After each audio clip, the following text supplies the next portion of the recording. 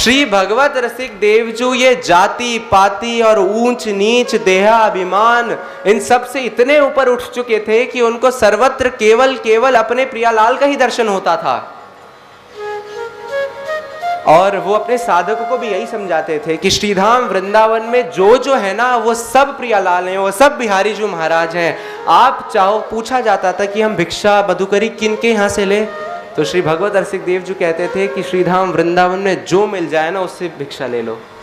भाई यहाँ के तो कुत्ते भी भिक्षा देने की सामर्थ्य रखते हैं, यहाँ की गैयाएं भी भिक्षा देने की सामर्थ्य रखती हैं, और ये ऐसी भिक्षा दे देंगी ना जिनकी भिक्षा के बाद आपको और किसी की भिक्षा की आवश्यकता ही नहीं पड़ेगी। और जब उनसे ये पूछा जाता था कि क्यों ऐसा, तो श्री भगवत रसिक देव जी कहते थे कि देखिए भाई, हमारी भावना के अनुसार हमारी जाति पाति तो सब नष्ट हो चुकी है। अब अगर कुछ रह गया है तो केवल एक चीज वो रह गई है, वो क्या है? आचारज ललिता सखी रसिक हमारी नित्य किशोर उपासना युगल मंत्र को युगल मंत्र को जा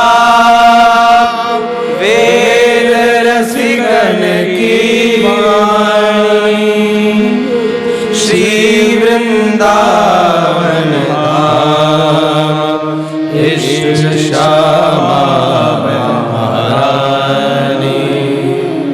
प्रेम देवता मिले बिना सिद्ध होए न कारज भगवत सब सुखदानी प्रगट भय रसिका। हाँ, भगवत सब सुखदानी प्रगट भय रसिका। और इसी भावना के अनुसार श्री स्वामी भगवत रसिक देव जी ने एक दिन धोबी के घर से भिक्षा ले ली। अब उनको तो धोबी दिख नहीं रहा था, उनको तो कुछ और ही उसके अंदर दिख रहा था। और ये प्रक्रिया पूरी होते हुए श्री भगवत रसिक देव जी की विरोधियों ने देख लिया और वो उल्टे पैर उनके गुरु स्थान में पहुंचे और गुरुदेव से जाके शिकायत कर दी कि गुरुदेव, आपको पता है कि आपका ये प्यारा, जिसको आप इतना प्यारा मानते हो, ये भगवत रसिक धोबियों के यहाँ से भिक्षा लेता है, मधुकरी लेता है। कोई वैष्णवता की इसने आंच रखी नहीं है, आन बान शान सबको इसने मिट्टी में मिला दिया है। अब जैसे तैसे गुरुदेव ने उनको समझाया सही कि भाई शांत हो जाओ, क्योंकि वो तो जानते थे कि भगवत रसिक देव जी की क्या धारणाएं हैं। लेकिन देखिए, निंदा में जो सुख है वो सुख किसी में नहीं है। अगर 4 जन मिलके निंदा करने बैठे तो रात्रि का पता ना चले, उसके दूसरे दिन की सुबह का भी पता ना चले। और वास्तव में रचना सार्थक तभी होती है जब जीवन में एक बार तो निंदा व्यक्ति कर ही दे। क्यों, है कि नहीं? निंदा तो करनी चाहिए। तो ऐसे ही निंदा करते करते वो बात एक से दूसरी, दूसरे से तीसरी, तीसरे से चौथी, और वो बात तूल पकड़ ली। और सब जगह बस यही बात चल रही कि श्री भगवत रसिक देव जी ने पूरे वैष्णव समाज को गर्त में डाल दिया है, ये परंपराओं का निर्वहन करते नहीं है, वगैरह वगैरह। श्री भगवत रसिक देव जी तक भी बात पहुंची। अब सामने जाने का सामर्थ्य तो किसी का है नहीं, सामने जाएंगे तो पकड़ के बैठ जाएंगे और उल्टा हमें ही ना सिखा दें कुछ। तो सामने कोई जाता नहीं था, किसी ना किसी के माध्यम से कान में वो बात पहुंचवाते थे। लेकिन भगवत रसिक देव जी चुपचाप बस बैठे हुए। उन्होंने बोला कि इस भावना को कोई समझ नहीं पाएगा, मैं अपना क्या प्रमाण दूं, मैं क्या सफाई दूं अपनी। अब चिंता का विषय यहां पर यह हो गया कि श्री भगवत रसिक देव जी का जो नाम था वो उत्तराधिकारी के रूप में सबसे अग्रगण्य था। और गुरुदेव के मन में यह बात आई कि तटीय स्थान में अलग अलग संप्रदायों के इतने बड़े बड़े संत प्रसाद पाते हैं नित्य प्रति। उनके मन में यह बात आ चुकी है कि भगवत रसिक देव जी पथ से च्युत हो चुके हैं। तो क्या एक व्यक्ति के लिए मैं इन सबको नाराज करूं? या इन सबको आधारशिला मान के मैं एक व्यक्ति को अपने से दूर करूं? और क्योंकि भगवत रसिक देव जो हरिदासी परंपरा की इतनी बड़ी आधारशिला थे, तो उनके मन में आया कि कहीं हमारी ये परंपरा में ऊपर कोई कलंक ना लग जाए। ये गुरुदेव के मन में आया और वो जो षड्यंत्र रचा जा रहा था, उस षड्यंत्र को वो समझ नहीं पाए।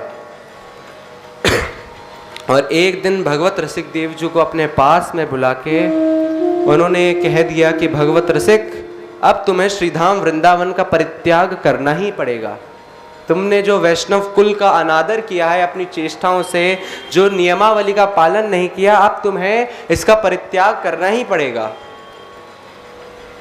ये बात जब श्री भगवत रसिक देव जी ने सुनी, तो जिस प्रकार आपने कल श्रवण किया था, वो जो वज्र घात होता है, वही वृंदावन से वियोग का घात उनके हृदय में एकदम से लगा। और आप खुद सोचिए, जिन संत ने न जाने कितने असंख्य जीवों को श्रीधाम वृंदावन के सन्मुख किया है, आज उन्हीं को श्रीधाम वृंदावन की भूमि से बाहर भेजने की बात करी जा रही है।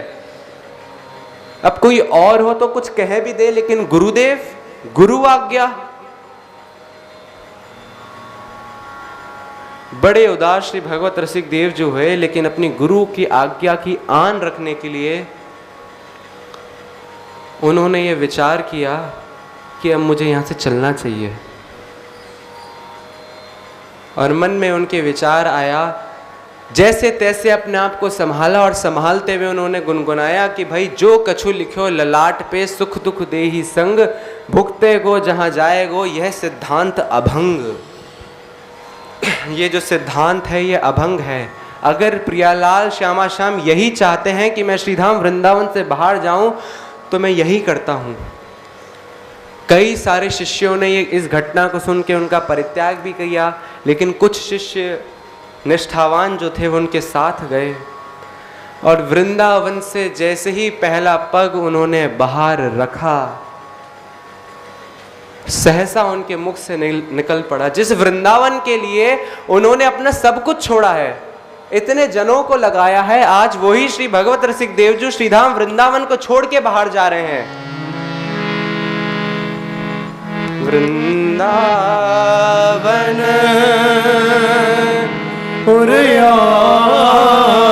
हमारो, वृंदावन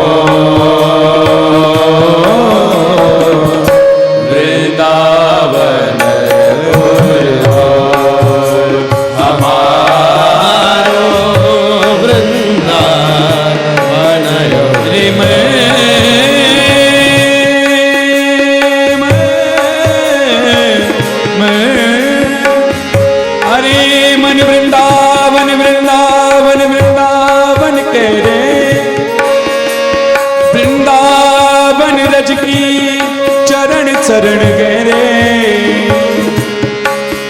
भटके मत देश देश भेष क्यों लजावे। तू कुंजन में बैठ श्री राधिको तू राखी मन भरोसो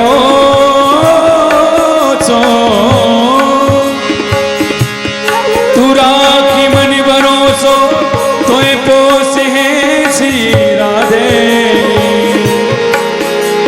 किशोरी अली चरण शरण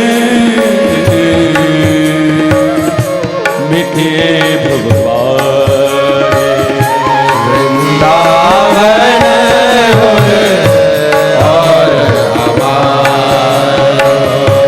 टूटी जात सत असत वासना छूटी जात सत असत वासना छूट जात सत असत वासना मन की दौरा दो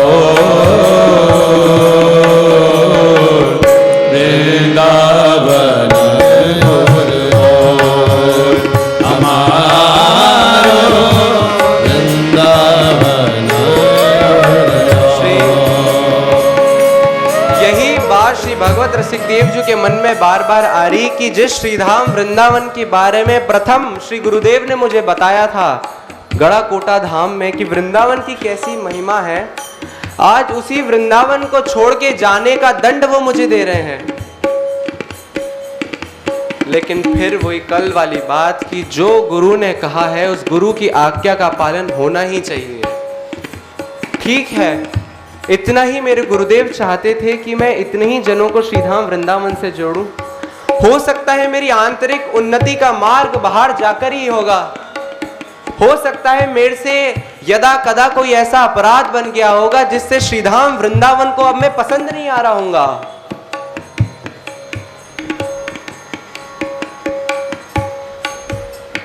लेकिन फिर वो कहते हैं कि जो भी कुछ हो, एक बात तो बहुत अच्छी हुई कि 16 वर्ष का मैं बालक, अबोध बालक, क्या जानकारी होती है 16 वर्ष के बालक को?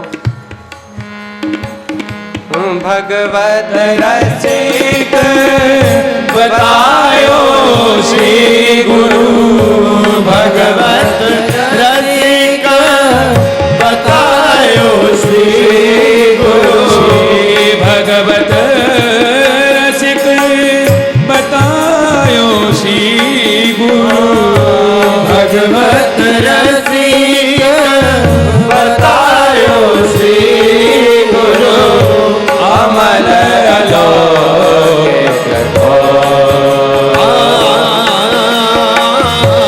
अमल अलौकिक वो जो ठौर के बारे में श्री गुरुदेव ने मुझे 16 वर्ष की आयु में बताया था, इनकी कृपा ही तो थी और आज भी इनकी कृपा ही हुई है। शायद ये ऐसा चाहते हो कि जो अब वृंदावन मेरे सामने था, अब वो वृंदावन वास्तव मेरे हृदय में निवास कर जाए। जो अभी हो सकता है कि मेरे अंदर वो श्रीधाम वृंदावन की महिमा का वो अंकुर अभी तक फूटा ना हो, इसलिए मुझे दूर कर रहे हो कि दूर करूंगा तब वृंदावन की महिमा के बारे में पता चलेगा। ऐसी भावना को रख के श्री भगवत रसिक देवजू धीरे धीरे करके यमुना किनारे श्री प्रयागराज की यात्रा आरंभ करते हैं। बीच मार्ग में एक जंगल पड़ता है, सघन वन, और उनके साथ जो शिष्य चल रहे थे श्री मोहनदास जी आदि, वो ये कहते हैं कि सरकार, इस जंगल के अंदर एक नरभक्षी सिंह रहता है और वो जिस भी नर को देखता है उसी को ग्रहण कर लेता है अपने अंदर। तो हम ऐसा करते हैं कि आज रात्रि विश्राम करके कल सुबह यहाँ से यात्रा अपनी आरंभ करेंगे। भगवत रसिक देवचू देखकर उनकी तरफ हंसते हैं और कहते हैं कि देखो भाई, अब तुम भजन का वास्तविक प्रभाव देखना। तुम ये देखना कि कैसे निश्चल और निष्कामता से किया हुआ भजन एक नरभक्षी सिंह को भी भजन के सामने नतमस्तक होने के लिए विवश कर देता है। तुम देखना उस प्रियालाल की दिव्य कृपा को, कैसे वो तमोगुण से भरा हुआ वो जीव आज कैसे अपने मुख से नाम उच्चारण करता है। चलो मेरे साथ, क्यों डर रहे हो, चलो मेरे साथ। और ऐसे पकड़ के वो रात्रि में ही जंगल के अंदर प्रवेश करते हैं। और प्रवेश करने के बाद वो जैसा नरभक्षी सिंह आप सबने सुना, वो सिंह सामने आता है दहाड़ता हुआ। दहाड़ता वह जैसे ही वो सिंह श्री भगवत रसिक देव जी को निहारता है, चुपचाप वहां पे ठहर जाता है। भगवत रसिक देव जी उसे वास्तव में अपने स्वरूप का दर्शन कराते हैं कि मैं कौन हूं और वास्तव में तू कौन है, पहचान इस बात को। और वो सिंह जो अभी यूं बड़ा, इतना बड़ा मुख खोल के स्वामी जी के सामने आया था, वो स्वामी जी के भजन के प्रताप से चुपचाप वहीं पे बैठ जाता है। और भगवत रसिक देव जो अपने शिष्यों से कहते हैं, देखा भजन का प्रभाव, क्या नहीं हो सकता भजन के प्रभाव से।